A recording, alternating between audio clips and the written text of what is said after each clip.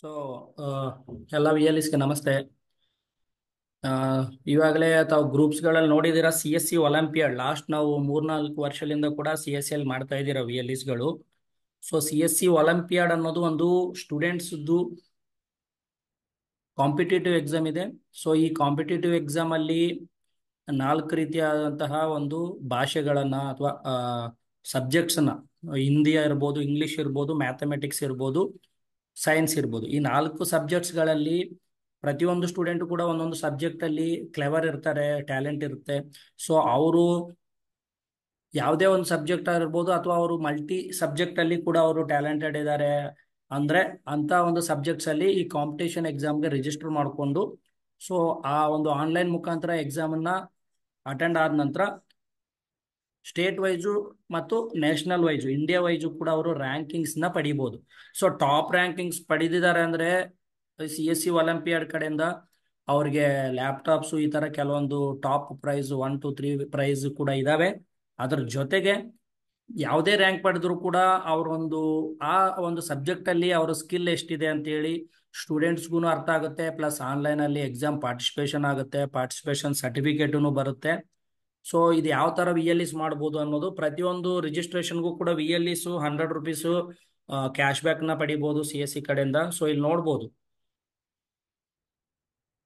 ಈ ತರ C S C olympiad ಅಂತ ನೀವು ಡಿಜಿಟಲ್ ಸೇವಾದಲ್ಲಿ ಸರ್ಚ್ ಮಾಡಿದ್ದೆ ಆದ್ರೆ ಇದು ಒಲಿಂಪಿಯಾಡ್ ಪೇಜ್ಗೆ ಫಸ್ಟ್ ಅಥೆಂಟಿಕೇಶನ್ ಕೇಳುತ್ತೆ.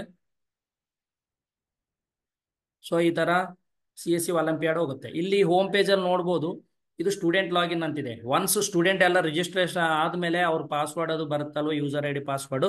ಸೊ ಇಲ್ಲಿ ಬಂದ್ಬಿಟ್ಟು ಅವರು ಸ್ಟೂಡೆಂಟ್ ಲಾಗಿನ್ ಮಾಡ್ಬೋದು. First V L E login ಮಾಡಬೇಕಾಗುತ್ತೆ. ಸೊ ನಮ್ಮ ವಿ ಎಲ್ ಇಸ್ಗಳು ಇಲ್ಲಿ V L E login select ಮಾಡ್ಕೊಂಡ ನಂತರ ಅದು ಡಿಜಿಟಲ್ ಸೇವಾ ಏನು ಅಥೆಂಟಿಕೇಶನ್ ಕೇಳುತ್ತೆ. ಇಲ್ಲಿ ನೋಡ್ಬೋದು login with digital Seva. So ಇಲ್ಲಿ ರೈಟ್ ಸೈಡ್ ಅಲ್ಲಿ ₹299 ಏನಿದೆ ಅಲ್ವಾ ಪೇಜ್ ಇದೆ.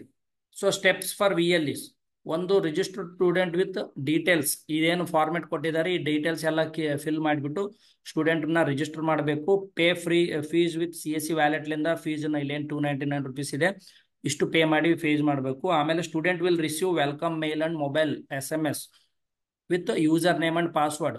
ಅವ್ರ mobile number, email I D ಏನು ಕೊಟ್ಟಿರ್ತಾರೆ ಅದಕ್ಕೆ ಅವ್ರ ಯೂಸರ್ ನೇಮ್ ಪಾಸ್ವರ್ಡ್ ಬರುತ್ತೆ ಸ್ಟೂಡೆಂಟ್ ಲಾಗಿನ್ ಆಗ್ಲಿಕ್ಕೆ. V L E can check list of register student from my transaction. ನೀವು ಎಷ್ಟು ಜನನ ನೀವು ರಿಜಿಸ್ಟರ್ ಮಾಡಿದ್ದೀರಾ, ಸೊ ಇಲ್ಲಿ ಮೈ ಟ್ರಾನ್ಸಾಕ್ಷನ್ ಅಲ್ಲಿ ಲಿಸ್ಟ್ ರಿಜಿಸ್ಟ್ರೇಷನ್ ಮೇಲೆ ಕ್ಲಿಕ್ ಮಾಡಿದ್ರೆ ನಿಮಗೆ ನೀವೇನಾದ್ರೂ ಒಂದು 10 ಜನ 20 ಜನ ಸ್ಟೂಡೆಂಟ್ ರಿಜಿಸ್ಟರ್ ಮಾಡಿದ್ರೆ ಅವರೆಲ್ಲರದು ಕೂಡ ಇಲ್ಲಿ ಲಿಸ್ಟ್ ಸಿಗುತ್ತೆ. ಸೊ ಇದು ಬಂದು ಹೋಮ್ ಪೇಜ್ ಅಲ್ಲಿ ಏನ್ ಮಾಡಬೇಕು, ಇಲ್ಲಿ ನೋಡ್ಬೋದು ರೈಟ್ ಸೈಡ್ ನಮ್ಮ ಸಿ ಎಸ್ ಐ ಡಿ ನಮ್ದೆಲ್ಲ ಡೀಟೇಲ್ಸ್ ತೋರಿಸುತ್ತೆ.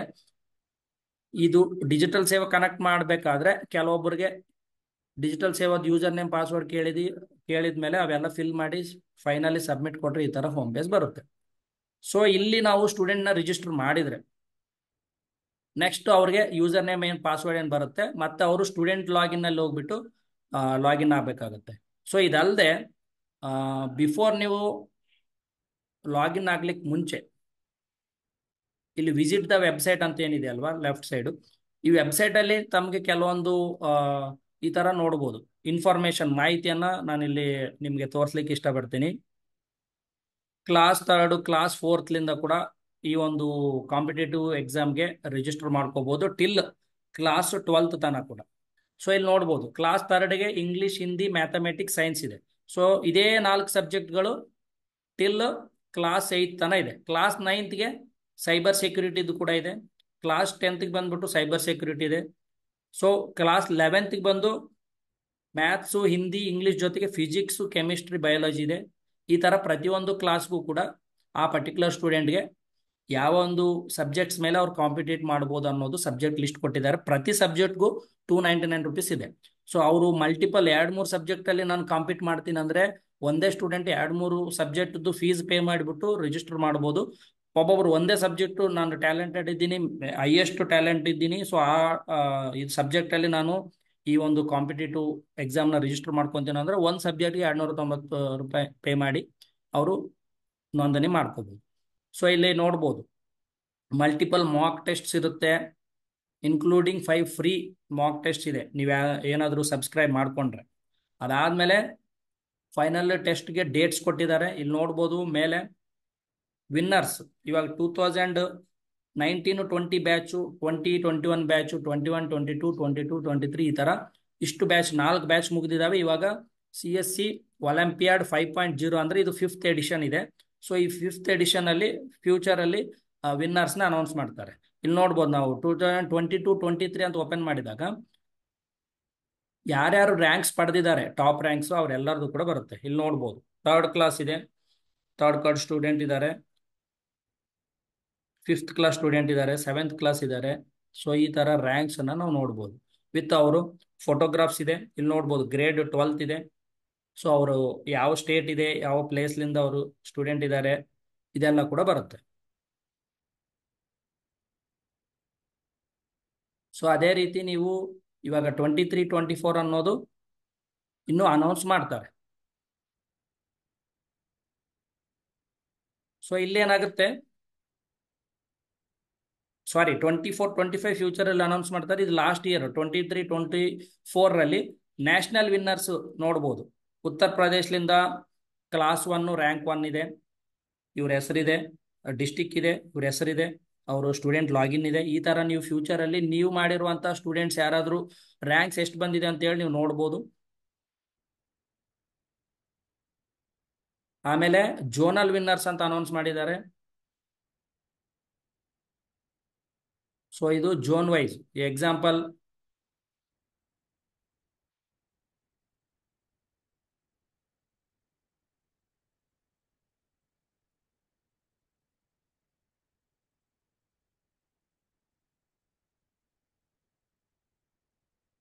ಸೊ ಇಲ್ಲಿ ನೋಡಿ ಜೋನ್ 1 ಲಿಸ್ಟ್ ಕೊಟ್ಟಿದ್ದಾರೆ. ಸೊ ಇಲ್ಲಿ ಜೋನಲ್ 2 ಅಂತ ಲಿಸ್ಟ್ ಕೊಟ್ಟಿದ್ದಾರೆ. ಸೊ ಜೋನಲ್ 3 ಅಂತ ಕೊಟ್ಟಿದ್ದಾರೆ. ಕೆಲವೊಂದು ನೀವು ನೋಡ್ಬೋದು ಎಲ್ಲ ಒಂದು ಸ್ಟೇಟ್ಗಳು ರ್ಯಾಂಕ್ಗಳು ಈ ತರ, ಡಿಸ್ಟಿಕ್ಗಳು ಅವ್ರ ಸ್ಟೂಡೆಂಟ್ ನೇಮು ಈ ತರ ವಿನ್ನರ್ಸ್ ನ ಅನೌನ್ಸ್ ಮಾಡ್ತಾರೆ. ಸೊ ಇವಾಗ ನಾವು ಬಂದ್ಬಿಟ್ಟು ಇಲ್ಲಿ ಕೆಲವೊಂದು ಫೋಟೋಸ್ ಕೊಟ್ಟಿದ್ದಾರೆ ಗ್ಯಾಲರಿಯಲ್ಲಿ. ಇಲ್ಲಿ ನೋಡ್ಬೋದು ಒಲಿಂಪಿಯಾಡ್ 2.0 ಟೈಮಲ್ಲಿ ಅಂದ್ರೆ 2ನೇ ಎಡಿಷನ್ ಅಲ್ಲಿ ಟಾಪ್ 1, 2, 3 ರ್ಯಾಂಕ್ಸ್ ಯಾರು ಪಡೆದಿರ್ತಾರೆ ಸೊ ಅವ್ರಿಗೆ ಒಂದು ಪ್ರೈಸ್ ಮನೀಸ್ ನ ಕೊಡೋದು ನೋಡ್ಬೋದು. ಲ್ಯಾಪ್ಟಾಪ್ ಇದೆ, first prize, second prize, tab ಇದೆ. ಈ ತರ ಅವ್ರಿಗೆ ಫಸ್ಟ್ ಪ್ರೈಸು, ಸೆಕೆಂಡ್ ರ್ಯಾಂಕ್ ಯಾರು ಪಡೆದಿರ್ತಾರೆ ಈ ಎಕ್ಸಾಮ್ಸ್ ಮುಗಿದ ನಂತರ ಅವ್ರಿಗೆ ಇಲ್ಲಿ ನೋಡ್ಬೋದು ಎಸರ್ ಲ್ಯಾಪ್ಟಾಪ್ ಅದು ಕೊಟ್ಟಿದ್ದಾರೆ. ಸೊ ಟ್ಯಾಬ್ಸು, ಸ್ಮಾರ್ಟ್ ಫೋನ್ಸ್ ಕೊಟ್ಟಿದ್ದಾರೆ. ಸೊ ಸರ್ಟಿಫಿಕೇಟ್ಸ್ ಕೊಟ್ಟಿದ್ದಾರೆ. ಸೊ ಇದು ನೀವು ಸ್ಟೂಡೆಂಟ್ಸ್ಗೆ ಯಾರ್ಯಾರು ಇವಾಗ ಸಮ್ಮರ್ ಹಾಲಿಡೇಸ್ ಇರುತ್ತೆ, ಸೊ ಇವಾಗ ಕೆಲವೊಂದು ಕಾಂಪಿಟೇಟಿವ್ ಎಕ್ಸಾಮ್ಸ್ ಅಲ್ಲಿ ಪ್ರಿಪೇರ್ ಆಗಿ ಈ ತರ ನ್ಯಾಷನಲ್ ವೈಸ್ ಕಾಂಪಿಟೇಟಿವ್ ಎಕ್ಸಾಮ್ಸ್ ಅಲ್ಲಿ ಪಾರ್ಟಿಸಿಪೇಟ್ ಮಾಡಬೇಕು ಅಂತಿರುವಂತಹ ಸ್ಟೂಡೆಂಟ್ಸ್ಗೆ ನೀವು ಇದ್ರ ಮಾಹಿತಿ ಕೊಟ್ಟು ನೀವು ಅವ್ರನ್ನ ನೋಂದಣಿ ಮಾಡಿದ್ರೆ ಮತ್ತೆ ಇದರಲ್ಲಿ ನಿಮಗೆ ಯಾವ ಡೇಟ್ಗೆ ಇವಾಗ ನೆಕ್ಸ್ಟ್ ಎಕ್ಸಾಮ್ಸ್ ಇರುತ್ತೆ ಅನ್ನೋದು ಕೂಡ ಕೊಟ್ಟಿರ್ತಾರೆ. ಸೊ ಪರ್ಟಿಕ್ಯುಲರ್ ಅಲ್ಲಿ ನಿಮಗೆ ನಾವು ಲಾಗಿನ್ ಆಗೋ ಟೈಮಲ್ಲಿ ಯಾವ್ಯಾವ ಒಂದು ಡೇಟ್ಸ್ ಕೊಟ್ಟಿದ್ದಾರೆ ಅನ್ನೋದು ಇವತ್ತು ನಿಮಗೆ ಎಲ್ಲರಿಗೂ ಹಾಕಿದ್ದೀರಾ ಗ್ರೂಪಲ್ಲಿ, ಅದರಲ್ಲಿ ಕೊಟ್ಟಿದ್ದಾರೆ ನೋಡಿ. ನವೆಂಬರ್, ಡಿಸೆಂಬರ್ ಅಲ್ಲಿ ಯಾವ್ಯಾವ ಡೇಟ್ಸ್ ಅಲ್ಲಿ ಎಕ್ಸಾಮ್ಸ್ ಇರುತ್ತೆ ಅನ್ನೋದು ಹಾಕಿದ್ದಾರೆ. ಸೊ ಅದ್ರ ಮುಖಾಂತರ ಅವರು ಎಕ್ಸಾಮ್ ಮಾಡ್ಬೋದು. ಇವಾಗ ನೋಂದಣಿ ಯಾವ ತರ ಮಾಡ್ಬೇಕಂದ್ರೆ ಸೇಮ್ ಈ ತರ ಒಲಿಂಪಿಯಾಡ್ ಅಂತ ಸರ್ಚ್ ಮಾಡ್ತೀರಾ, ಇಲ್ಲಿ ಲಾಗಿನ್ VLE ಲಾಗಿನ್ ತಗೊಂತೀರಾ, ಅದಾದ್ಮೇಲೆ ಲಾಗಿನ್ ವಿತ್ ಡಿಜಿಟಲ್ ಸೇವಾ ಕನೆಕ್ಟ್ ತಗೊಂತೀರಾ. ಸೊ ಇಲ್ಲಿ ಬಂದ್ಬಿಟ್ಟು ನಾವು ಫಸ್ಟ್ ಸ್ಟೂಡೆಂಟ್ ನೇಮ್ ಹಾಕಬೇಕು. ಅದಾದ ನಂತರ ಇಮೇಲ್ ID, ಮೊಬೈಲ್ ನಂಬರ್ ಹಾಕ್ತೀರಾ, ಡೇಟ್ ಆಫ್ ಬರ್ತ್ ಹಾಕ್ತೀರಾ, ಜೆಂಡರ್ ಸೆಲೆಕ್ಟ್ ಮಾಡಿದ್ಮೇಲೆ ಫಾದರ್ ನೇಮ್, ಸ್ಟೇಟ್ ಸೆಲೆಕ್ಟ್ ಮಾಡ್ತೀರಾ. ಆಮೇಲೆ ಸ್ಟೇಟ್ ಅಲ್ಲಿ ಅವ್ರ ಸಿಟಿ ಸೆಲೆಕ್ಟ್ ಮಾಡಿದ್ದೀರಾ. ಲೈಕ್ ನಿಮ್ಗೆ ಇಲ್ಲಿ ಡಿಸ್ಟಿಕ್ಸ್ ನೇಮ್ಸ್ ಏನ್ ಕೊಟ್ಟಿದಾರಲ್ಲ ಡಿಸ್ಟಿಕ್ಸ್ ನೇಮ್ಸ್ ಇದೆ. ಅದಾದ ನಂತರ ಅವರ ಸ್ಕೂಲ್ ನೇಮ್, ಪ್ರೆಸೆಂಟ್ ಆ ಸ್ಟೂಡೆಂಟ್ ಏನು ಓದ್ತಿದಾರೆ ಅವ್ರ ಸ್ಕೂಲ್ ನೇಮ್ ಹಾಕ್ತೀರಾ, ಅಡ್ರೆಸ್ ಹಾಕ್ತೀರಾ, ಬೇಸಿಕ್ ಅಡ್ರೆಸ್ಸು, ಆಮೇಲೆ ಕ್ಲಾಸು, ಸ್ಟೂಡೆಂಟ್ ಯಾವ ಕ್ಲಾಸ್ ಇದ್ದಾರೆ ಅಂತೇಳಿ. ಸೊ ಇಷ್ಟೆಲ್ಲ ಆಗಿದ ನಂತರ ಸಬ್ಮಿಟ್ ಅಂತ ಕೊಡ್ತೀರಾ. ಸೊ ಸಬ್ಮಿಟ್ ಕೊಟ್ಟ ಮೇಲೆ ನೆಕ್ಸ್ಟ್ ಅದು ಪೇಮೆಂಟ್ಗೆ ಹೋಗುತ್ತೆ. ಅದನ್ನ ಯಾವ ತರ ಅನ್ನೋದು ನಾನು ತೋರಿಸ್ತೀನಿ. ಸೊ ಇಲ್ಲಿ ನಾವು ಒಬ್ರದ್ದು ಸ್ಟೂಡೆಂಟ್ ಯಾರು ಇಂಟ್ರೆಸ್ಟೆಡ್ ಇದ್ದಾರೆ ಅವ್ರ ಹೆಸರು, email ID, mobile number, date of birth, gender, father name, ಅವರ ಸ್ಟೇಟು, ಡಿಸ್ಟಿಕ್ಕು, ಅವ್ರ ಸ್ಕೂಲ್ ನೇಮು, ಅವ್ರ ಅಡ್ರೆಸ್ಸು, ಇಷ್ಟೆಲ್ಲ ಆಗಿದೆ. ಇದಾದ್ಮೇಲೆ ಅವ್ರು ಯಾವ ಕ್ಲಾಸ್ ಇದ್ದಾರೆ ಸೆಲೆಕ್ಟ್ ಮಾಡ್ತೀರಾ. ಸ್ಟೂಡೆಂಟ್ಗೆ ಯಾವ ಸಬ್ಜೆಕ್ಟ್ ಇಂಟ್ರೆಸ್ಟೆಡ್ ಇದೆ, ಇಲ್ಲಿ ನೀವು ಮಲ್ಟಿ ಸಬ್ಜೆಕ್ಟ್ ಸೆಲೆಕ್ಟ್ ಮಾಡಿದ್ರೆ ಪ್ರತಿ ಸಬ್ಜೆಕ್ಟ್ಗೂ 299 ಕಟ್ ಆಗುತ್ತೆ. ಅವ್ರು ಒಂದು ಸಬ್ಜೆಕ್ಟ್ ಮಾತ್ರ ಕಾಂಪಿಟ್ ಮಾಡ್ತೀನಿ ಅಂದ್ರೆ ಒಂದು ಸಬ್ಜೆಕ್ಟ್ ಮೇಲೆ ಟಿಕ್ ಮಾಡಬೇಕಾಗುತ್ತೆ. ಸೊ ಅವ್ರ ಕ್ಲಾಸ್ಗೆ ಯಾವ ಎಷ್ಟು ಸಬ್ಜೆಕ್ಟ್ ಅವೈಲೇಬಲ್ ಇದಾವೆ ಎಕ್ಸಾಮ್ಸ್ ಅನ್ನೋದ್ರು ಇಲ್ಲಿ ಲಿಸ್ಟ್ ಕೊಟ್ಟಿರ್ತಾರೆ. ಸೊ ಅಲ್ಲಿ ಸೆಲೆಕ್ಟ್ ಮಾಡಿ ಸಬ್ಮಿಟ್ ಕೊಡ್ಬೇಕು.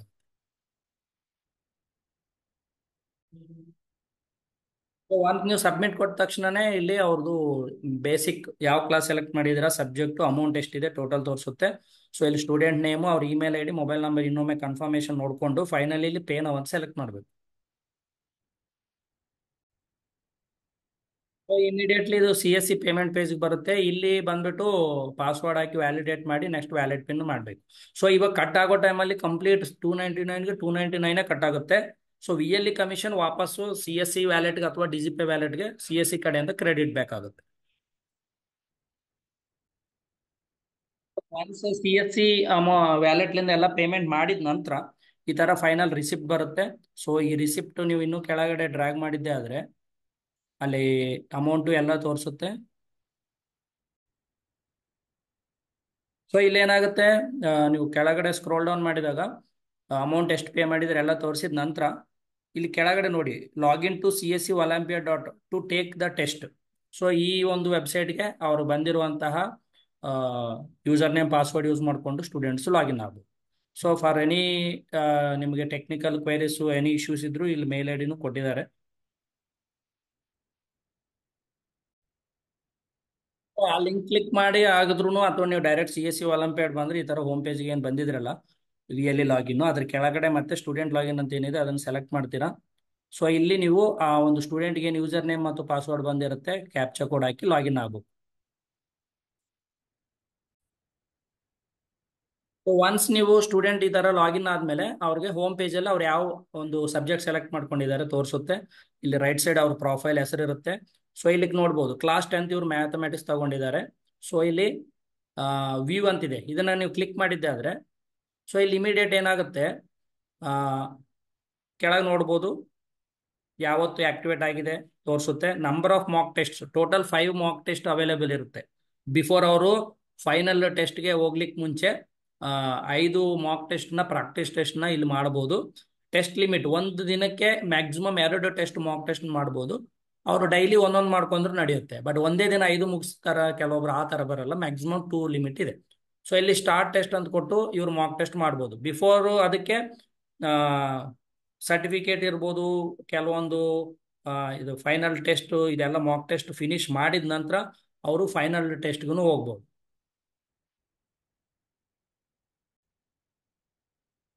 ಸೊ ಇಲ್ಲಿ ನೋಡ್ಬೋದು ಫೈನಲ್ ಟೆಸ್ಟ್ ಮೇಲೆ ನೀವು ಕ್ಲಿಕ್ ಮಾಡಿದ್ದೆ ಆದ್ರೆ ಇಲ್ಲಿ date will be announce soon.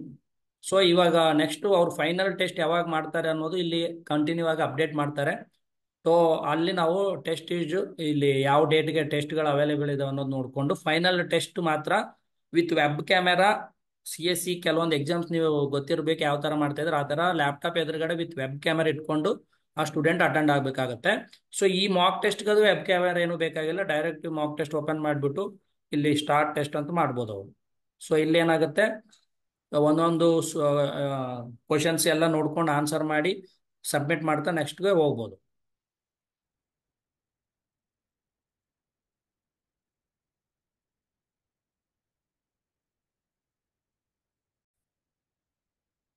So ಇಷ್ಟೇ ಸಿಂಪಲ್ ಇದೆ.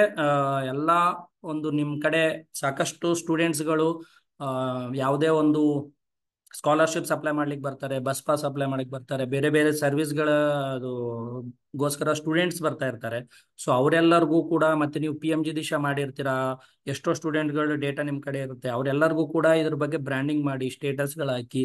ಸೊ ಈ ತರ ನ್ಯಾಷನಲ್ ವೈಸು ನೀವು ಆ ವೆಬ್ಸೈಟ್ ಓಪನ್ ಮಾಡಿ ಅಲ್ಲಿ ಪ್ರೈಸ್ ಮನಿ ಏನು ಲಾಸ್ಟ್ 4 years ಅಲ್ಲಿ ಕೊಟ್ಟಿದ್ದಾರೆ ಅವು ಫೋಟೋಸ್ಗಳು ಹಾಕಿ. ಈ ತರ ಫಸ್ಟ್ ಪ್ರೈಸ್ ಬಂದ್ರೆ ಇಂಡಿಯಾ ವೈಸು ರೆಕಗ್ನೈಸೇಷನ್ ಸಿಗುತ್ತೆ. ಸೊ ಅದನ್ನ ಸ್ಟೂಡೆಂಟ್ಗೆ ತಿಳಿಸ್ಬೋದು, ಅವ್ರ ಪೇರೆಂಟ್ಸ್ಗೆ ತಿಳಿಸ್ಬೋದು. ಬಟ್ ಅವರು ಸ್ಕಿಲ್ಸ್ ಎಷ್ಟಿದೆ ಟೆಸ್ಟ್ ಮಾಡ್ಕೋಬೇಕು. ಆನ್ಲೈನಲ್ಲಿ ಅವ್ರಿಗೂ ಒಂದು ಈ ತರ ಒಂದು ಕಾಂಪಿಟೇಟಿವ್ ಎಕ್ಸಾಮ್ ಅಲ್ಲಿ ಎಕ್ಸ್ಪೀರಿಯನ್ಸ್ ಬೇಕು ಅಂತಂದ್ರೆ ಅಂಥವರೆಲ್ಲ ಕೂಡ ರಿಜಿಸ್ಟರ್ ಮಾಡ್ಕೋಬಹುದು ಅಂತೇಳಿ ನೀವು ಅವರ ಪೇರೆಂಟ್ಸ್ಗೆ ತಿಳಿಸಿ ಹೇಳಿದಾಗ ಸೊ ರಿಜಿಸ್ಟ್ರೇಷನ್ಗಳು ಆಟೋಮೆಟಿಕ್ ಆಗ್ತವೆ.